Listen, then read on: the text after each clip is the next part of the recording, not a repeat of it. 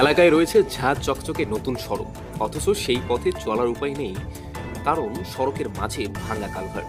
এলাকায় চকচকার নতুন রাস্তা থাকলেও সেই রাস্তায় চলাচল করা হয়ে ওঠে না গ্রামবাসীদের, কারণ এই সড়কের মাঝখানে রয়েছে একটি ভাঙা কালভার্ট। ফলে কার্যত যান চলাচলের সাথে সাথে মানুষের চলাচলও প্রায় ব্যাহত হয়ে রয়েছে। তবে এবার ভোগান্তির অবসান হতে চলেছে এলাকাবাসীদের। দীর্ঘ বেশ কয়েক বছর দুর্ভোগের পর অবশেষে ওই সড়কের মাঝে ঝরার উপর থাকা ভাঙা কালভার্টের জায়গায় তৈরি হবে নতুন কালভার্ট। শুক্রবার সেই কাজের সূচনা করেন জনস্বাস্থ্য কারিগরি দপ্তরের কর্মদক্ষ সরকার। এদিনের এই মহতী অনুষ্ঠানে উপস্থিত ছিলেন খাদ্য কর্মাধ্যক্ষ নদিয়া হাসান পঞ্চায়েত সদস্য নীলু খাতুন, এছাড়াও অন্যান্য বিশিষ্ট ব্যক্তিরা। কাজ শুরু হওয়ার খুশি স্থানীয় পর্ব থেকে সাধারণ মানুষদের মধ্যে। স্থানীয় সূত্রে জানা গিয়েছে, বিগত 3 বছরের অধিক সময় ধরে হলদিবাড়ি ব্লকের বালাডাঙ্গা শিমুলতলি থেকে পাবনা কলোনি যাওয়ার সড়কটির মাঝে থাকা কালভার্টটির একটা বড় অংশ ভাঙা অবস্থায় রয়েছে। এতে দুর্ভোগ পড়তে হতো পথচারীদের। এবার সেখানে চ্যাংড়াবান্ধা উন্নয়ন পরিষদের তরফে প্রায় 35 লক্ষ টাকা ব্যয়ে 20 মিটার দীর্ঘ একটি নতুন কালভার্ট তৈরি হবে বলে জানান জনস্বাস্থ্য কারিগরি দপ্তরের কর্মাধ্যক্ষ Mohsin Sarkar. Bureau report, S Bangla digital. এটা কি পারপাসে? এটা হচ্ছে এই রাস্তায় যে ব্রিজটা আছে, দীর্ঘদিন ধরে এটা অচল অবস্থায় পড়ে আছে। বিভিন্নভাবে আমরা চেষ্টা করার পর চ্যাংড়াবান্ধা উন্নয়ন দপ্তর থেকে এই ব্রিজটা পাস হয়।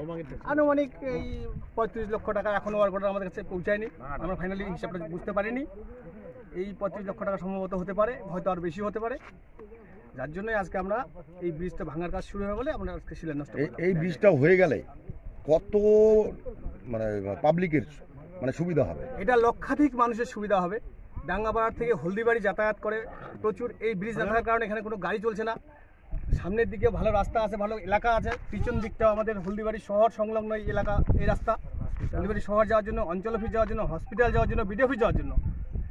বিশেষ করে ডাঙ্গাপাড়া থেকে শুরু করে শিমুলতলা বারাডাঙ্গা লক্ষ লক্ষ মানুষ যাতায়াত করে এই রাস্তায়। শুধু ব্রিজ না থাকার কারণে, ভাঙা থাকার কারণে বিঘ্ন ঘটেছে মানুষের জীবনে। এটা চরম বিঘ্ন ঘটেছে। এই উন্নয়নে আপনি মমতা বন্দ্যোপাধ্যায়কে কি বার্তা দিতে যাচ্ছেন? আমি এই উন্নয়নের ক্ষেত্রে মমতা বন্দ্যোপাধ্যায়ের প্রতি খুবই সন্তুষ্ট এবং এলাকাবাসীও খুব সন্তুষ্ট।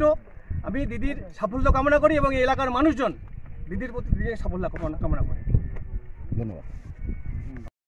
ট্যাক্সমেট অ্যান্ড জিএসটি সুবিধা কেন্দ্র এখন আপনার শহর দিনহাটায়। বিগত 7 বছর যাবৎ সুনামের সাথে কাজ করে আসছে ট্যাক্সমেট। আমাদের এখানে যে পরিষেবাগুলি পাচ্ছেন তা হলো GST registration, GST return, TDS ও TCS return, company registration, society school club registration ও বাৎসরিক return, ISO certification, trademark registration, import export licence, income tax return ও অডিট, ব্যাংক লোন প্রজেক্ট ও ব্যাংক লোনের জন্য CMA data, Udyam registration, professional tax সহ আরো বিভিন্ন ট্যাক্স এবং আপনার ব্যবসা সংক্রান্ত পরিষেবা।